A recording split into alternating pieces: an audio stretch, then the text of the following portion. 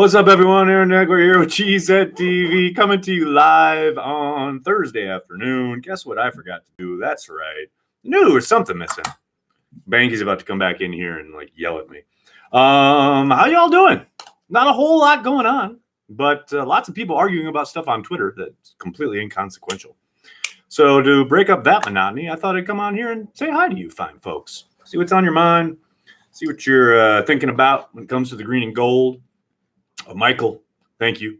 My hair was actually combed this morning. Now it's not so much, but trying to get this on before Banky comes back because he's going to yell at me. Let's make this happen, people. See how my face is half dark.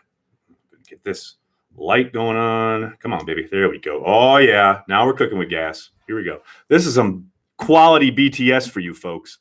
There we go. Get the light. Look at that. Oh, yeah. Now. Oh, yeah. See, now you can see my face. Look at that. Right when Banky got back. How about that action, huh? Not too shabby. The Real DK, thank you so much for the super chat. Oh, gosh, yes. PFF says JT is slow, please. I mean, that. All right. As we were talking about earlier this afternoon. Oh, shit. Here we go again. Look, it's one person's offhanded comment. It's not really PFF putting that out there. But it was funny to have them going after yet another Wisconsin player / team. But yeah, no one on God's green earth thinks Jonathan Taylor is actually quote unquote slow. I think you're watching Big Ten football, you're half asleep as it is, and maybe he just is looking through glazed eyes. I think that's probably what it is. Oh boy. Oh, Boomer Fitness. That is unbelievably kind of you. Thank you for the super chat. Love the channel. How do you think the Packers will approach free agency and put the pieces together with the draft? Keep up the great work and enjoy a good beer on me. I most certainly will. Thank you so much. How do I think the Packers will approach free agency and put the pieces together with the draft? I do think Gutekunst, as most quality general managers do, wants to look to kind of augment positions where he's deficient talent-wise. Obviously, that will be, I think, pass catchers in general, not just wide receiver or tight end. I don't think he'll preclude either one of them. I do think he'll sign a wide receiver and or a tight end later on in the process. I don't think it's going to be a big splash signing in either regard. I think he'll probably kind of pick through the latter waves of free agency and possibly pick up a defensive tackle, possibly pick up an inside linebacker. I know Littleton, etc. Those names have been thrown around. I'll be very surprised if he goes that route. I do think he'll sign one or two people later on in the process and then try to make sure that he's not boxed in when it comes time for the draft. I mean, ultimately, that's the idea. You use free agency as a bit of a tool to up the floor of your talent pool rather than trying to shoot for the moon like they did last year. But a lot of that was because of A, they had the capital, and B, they were completely deficient talent-wise on defense. I don't think that's the case this year. Now, obviously, they're not set by any stretch of the imagination, but they're in a much better spot talent-wise. Now, they still have holes, they still have issues, like any other team. But I do think he'll use free agency much more as a tool to kind of augment positions rather than to, quote unquote, fix them as he did last year. And then when it comes to the draft, obviously they talk best player available. Everyone talks about that. It's always about the best player available at a position of need, right? And I do think there's a chance somebody's there at inside backer at 30. And I think that's much more likely simply because the talent pool takes a dive at inside backer after the kind of top guys are off the board. Whereas with wide receiver, you can probably still get a talented guy comparable to whoever you'd get at 30, say back at 60 later in the second round. I think the discrepancy talent-wise will be much smaller at wide receiver than it will be at inside backer. That's a pretty long, convoluted answer to your question, but you did give generously on the super chat, so I wanted to try and get as much in there as I possibly could. Jake, thanks so much for the super chat. Go after Osamale and let Turner Valdir battle for right tackle. I love Osamale. I loved him coming out. I loved the fact that he had some crap written / talked about when he was coming out about being raised with women, and some anonymous scout said that, worried him about his mental makeup and all that crap. And he just got into the league and balled out. I think that's the type of signing we might see. I do wonder about his market value, where he might be, say, a day or two into the process, because I could see a team with a bunch of cap space throwing big money at him. Now, do I expect that to happen? I'm not quite sure. But if he is out there after the first wave, I do think that's the kind of guy that Gutekunst could call. No doubt about it. How many years will the Smiths be with the Packers? I'm going to look into my crystal ball. Well, they're signed for 4 years each. And I would expect, barring catastrophic injury, etc., that both of them see the end of those contracts. Now, will they see a third contract, an NFL third contract, a second contract from the Packers? I think we're way far away from knowing the end game on either one of those. But I would be very surprised if they both don't see the end of those deals. Yes, Mail, thanks so much for the super chat. Favorite wide receiver with a high chance at 30? I like Mims. Mims is the hot name right now coming out of the combine. There's no doubt about it. He's in almost every other mock draft, if not every mock draft, to the Packers at 30.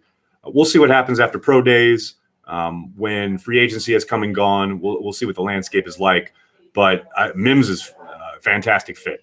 I think Jefferson also is a guy you got to consider there at 30 if he falls. Adrian, thank you for the super chat. How does one watch all Packer games sans DirecTV? Woo. Well, I've mostly done it with the DirecTV online package. You can get it without having DirecTV now, but you have to be in certain parts of the country to get it. Here in New York, we get it. I've spoken to people on the East Coast even who don't get it, who are in some rural area and it's not available. Other than that, sports bars are probably your best bet. Thankfully, the Packers were on a lot of national games last year, even flexed into some, so that helped as far as not having to rely on DirecTV. But, I know you used to, back in the day, you could find illegal streams on Reddit, but they've really cracked down on those. But, your best bet is to get that online version of Sunday Ticket. Bryson, thanks for the super chat. If we could get an explosive inside / middle linebacker, how good can we be? Very good. I think the ceiling is astronomical. I think you need to see development from Savage in a big way. You need probably one more body up front along the defensive line. But if they can solve those things and or get those things, I think they're cooking with gas. And I don't think for a second that you're going to see a drop-off. I do think you'll see improvement and or more playmaking ability in the back seven if they get some kind of guy inside. It doesn't even have to be a 3-down player, although that would obviously be preferable. But yeah, I don't see a regression by any stretch of the imagination. Do you think Zack Bond could be a good option? He could be a versatile player in our defense. Andrew, I love Zack, love his game. I do worry about the interior lineman getting up on him if he's playing off ball, which I would think he talked about it at the combine. A lot of teams talked to him about that.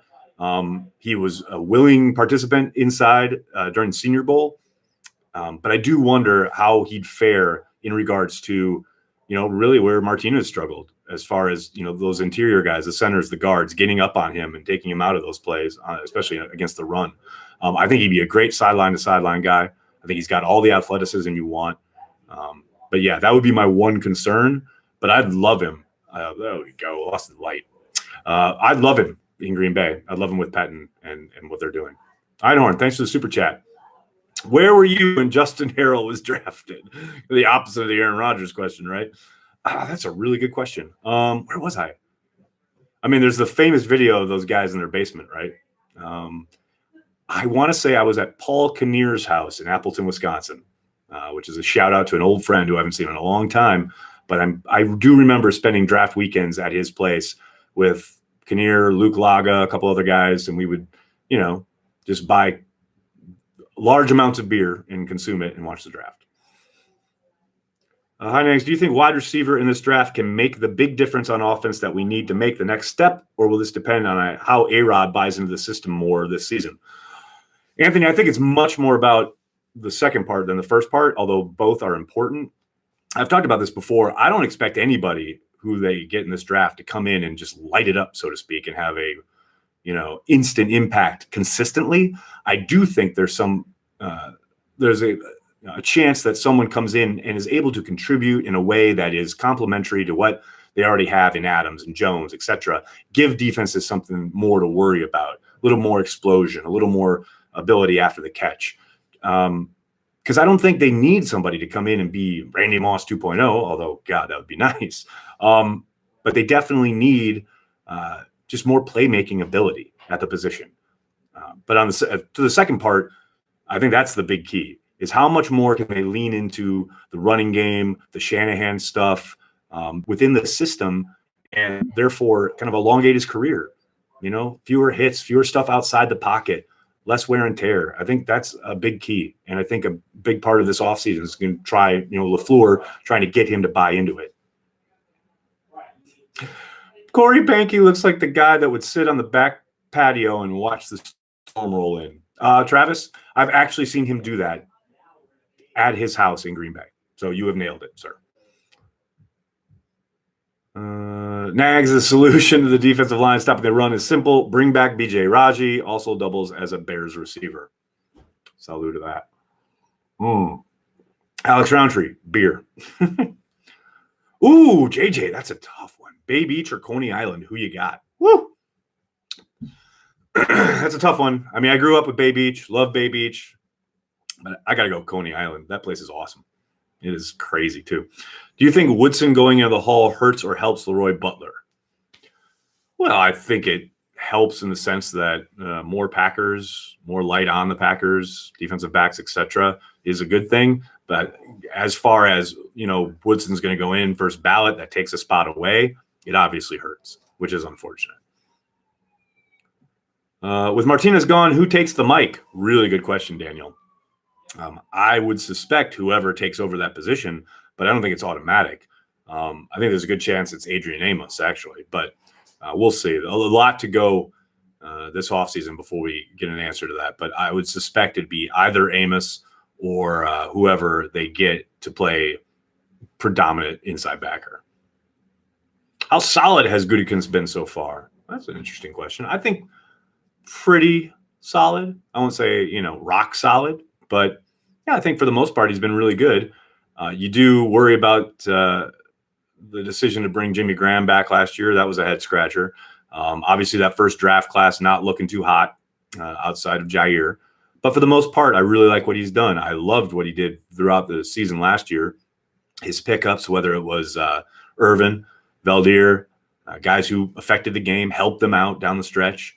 I think his draft class last year looks promising. And for the most part, yeah, I think he's done a really solid job. Does the $8 million in extra cap space justify the release and dead money taken? It ran out. Your light's not on. My light ran out. Good job with that. Yeah, I just talked to so what did I tell you guys? Totally Banky was going to give me shit. It took all of 30. He literally just walked in the door and gave me shit. I didn't charge it, Banky. I didn't charge it. Didn't you see the thing? I got to charge it. About your light? You have two lights. I don't but it happened in the middle of the stream. But you can charge one light and then not charge the other light. See what I'm doing here? You see how I work? See this? The working environment, the abuse I'm subject to. Someone call the city and report LiveX. Mm-hmm. Did you tell them we have coronavirus? Did you tell them you touched a door that someone who had coronavirus's friend touched? Breaking news here at LiveX. Uncultured Barbarian, thanks for the super chat. Better hot dog style, Chicago or New York? I'll let Banky take this one. Chicago or New York hot dog? Shut up. Shut up is the answer. Boo, Corey. Employee harassment. Oh. Fantastic. Employee harassment. I'm a Cheesehead TV union rep. Call me. Harassment. Tyler said. He's a union rep. The fucking thing's off. Okay, so it went off. Good Lord. We're going to be okay. Someone sent us a thing. Everything's going to be all right. Someone sent us a thing that said, Aaron's got to have a better light. And I already gave you a light. Now you don't even have a light. Because it went off. I started with the light. Is Corey HR too? Yeah, Corey's everything. What's it going to take to acquire Trent Williams via trade? Prayer? That's not happening. He's 30 plus years old. He's going to get paid a boatload of money. No, they're not going after Trent Williams. Great. We won't have Cheesehead TV anymore. Nags wear gloves. I'm doing all I can, man. Vikings horn is part of ISIS. Now we're talking. Now we've got some real content to talk about here. You are correct. This is why we need transplants in the offseason. Hey, I'll tell you what. Speaking of transplants in the offseason, we just booked the studio for the draft guide only edition of Packer Transplants. We'll be filming yet again every offseason, as we do, a special version of Packer Transplants that's only available for people who purchase the draft guide. Yet another reason to go get your pre-order in. cheeseheadtv.com. Hey, hit like, hit subscribe. I'm going to have to run. I'm sorry, everybody, but I got to go beat up Banky for this light thing. No, I'm kidding. I just got to go. But thank you so much for dropping by. Thank you so much for all the questions, the super chats. Please hit like, hit subscribe. Let's get to 20,000 prior to the season starting. That's my goal. That's all I want in life. Okay, I want a few other things. But, and hey, if you really like what we do at Cheesehead TV, please consider giving us $5 a month on Patreon, patreon.com/CheeseheadTV. Goes to everything like new lights and supports everything we do. And hey, if you are a Patreon member, you will get exclusive early access to said draft guide and that edition of Packer Transplants. So what are you waiting for? Go. Become a Patreon member. I don't know what Corey's phone is doing over there. Anyway, thanks a lot, everybody. Hit like, hit subscribe. Have a great night. Go Pack Go.